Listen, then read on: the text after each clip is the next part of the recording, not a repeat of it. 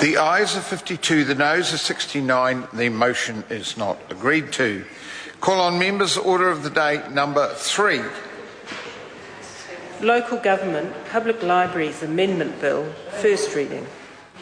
Mr Speaker. Darian Fenton. Thank you, Mr Speaker. I move that the Local Government Public Libraries Amendment Bill be now read a first time. I nominate the Local Government and Environment Committee to consider the bill. Mr Speaker, this bill is about keeping public library services free for all New Zealanders. The bill would make public library services a statutory obligation for councils and would make core library services such as borrowing and internet access free. We have a fine tradition in New Zealand of our local library. We were brought up with them, our children visit them, new migrants, students and older people rely on them. If members haven't visited their local library recently, they should. They will find vibrant, exciting and inclusive hubs of community learning and activity. I want to acknowledge my colleague, Grant Robertson, the original author of this bill, and I was delighted to pick it up from him and even more pleased when it was drawn from the ballot. I also want to acknowledge the important role of the Library and Information Association of New Zealand, LIANZA, who have been advocating for legislation of this type for some time.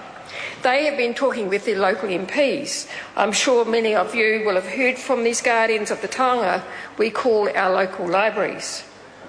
Who could ever imagine, Mr Speaker, that our libraries could be at risk? Yet with the government's focus on local government cost-cutting, increasingly strapped local authorities may turn their attention to library services and more charges. Despite what many New Zealanders believe, our public libraries are not protected in legislation. Our current legislation only obliges local authorities to ensure local residents can join libraries free of charge.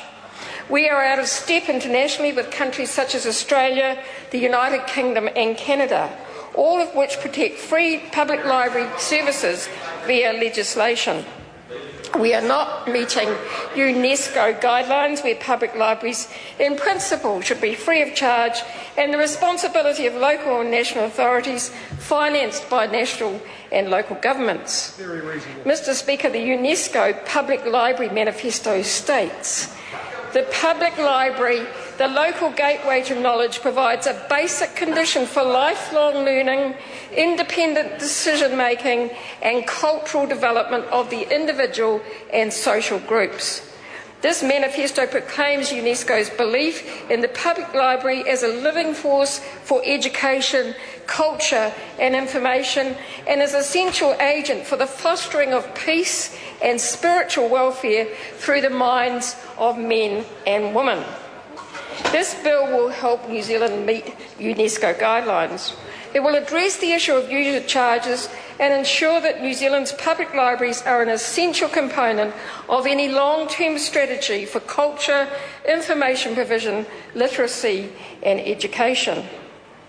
Mr Speaker, over the last couple of months since the bill was drawn, I've reacquainted myself with my local library.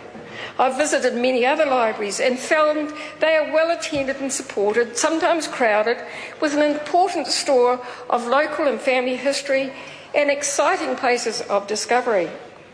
At Auckland Public Library, students sit along the walls to access the free Wi-Fi. Others are curled up in chairs reading a book that's crucial to their study. Walk a bit further along and there's a bank of computers with people waiting to access them. They are there to access important information, such as job seeking. The old days of advertisements in the paper are diminishing, and now jobs are advertised on a range of internet sites, including government sites such as the WINS Job Seek site. If someone finds a job, more likely than not they will have to apply online. It's almost impossible to do anything these days without access to the internet. Information about and access to government services are increasingly only available through the web. A public library is a place that's open to rich and poor alike. Our library services should never be bound by someone's ability to pay, but that principle is at risk in these days of cost-cutting. Statistics show that the introduction of user charges result in lower usage of public libraries, and this in turn directly impacts on our community's literacy outcomes. It adds to inequality by denying access to those who can least afford to pay.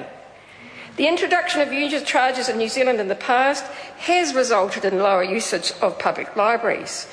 In August 2009, Hamilton introduced a fee of $10 per month for homebound customers, and the numbers using this service halved. A series of charges introduced by the Rangitikei District Council in the early 2000s resulted in a 35% decrease in borrowing. These charges, well, good question. These charges were removed in 2005, resulting in a steady increase in issues. In 1999, Ashburton introduced a charge of $1 per issue for all adult books for all adult books that were under 2 years old. In 1988, Napier introduced fees for selected fiction books and magazines, and that resulted in a 65% drop in borrowing. In the Ashburton and Napier cases, after a huge public opposition, the council subsequently reverted to a free issues policy, and that resulted in an increase in issues. Mr. Speaker, libraries are the holders of many precious collections, the storehouses of our history. And I'm thinking here of the important George Gray collections in the Public Library in Auckland.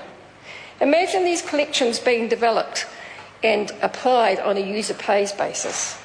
Do we really want unbalanced, profit-driven libraries that cater only for immediate, popular choices rather than non-profitable alternatives?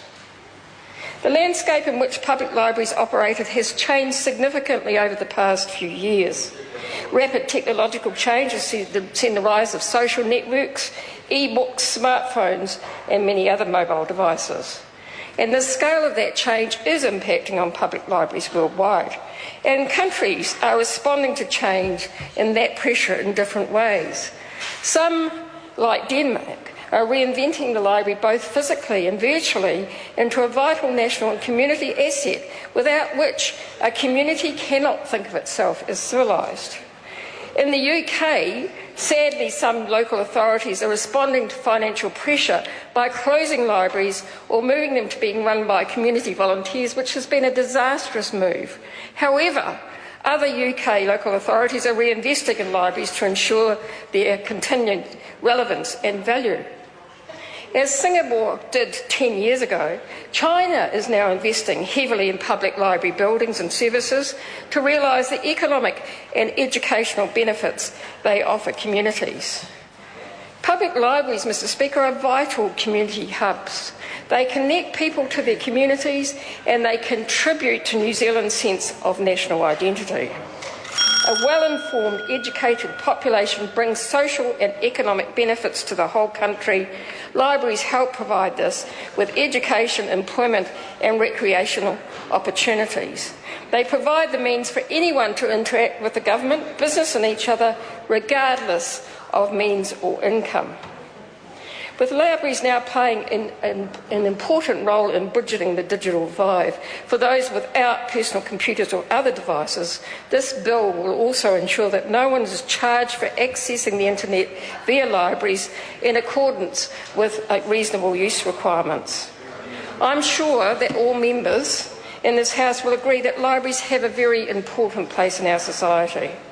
Voting for this bill will entrench the role of free public library services for all citizens in legislation. It is a popular bill. It's a bill that surely we can all agree with.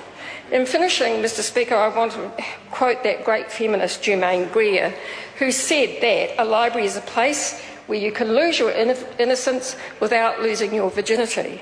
But she also said that libraries are reservoirs of strength, grace and wit, reminders of order, calm and continuity, lakes of mental energy, neither warm nor cold, light nor dark. In any library in the world, I am at home, unself-conscious, still and absorbed. So the question for the parties in this House is whether they support free public library services being entrenched in New Zealand legislation. It's not a radical idea. I urge parties to support this bill. The question is that the motion be agreed to. Mr. Speaker. Honourable Nick Smith. Mr. Speaker, this bill is constitutionally